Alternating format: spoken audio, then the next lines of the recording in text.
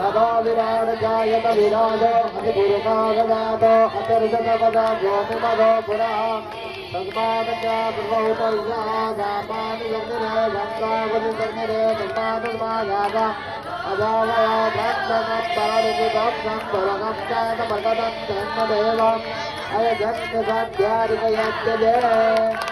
एक बार हनुमान जी के सामने एक संकल्प कर देना शेखर भाई। हनुमान जी की प्राण प्रतिष्ठा महोत्सव में हनुमान जी के सामने एक संकल्प कर देना। मैं बोल रहा हूँ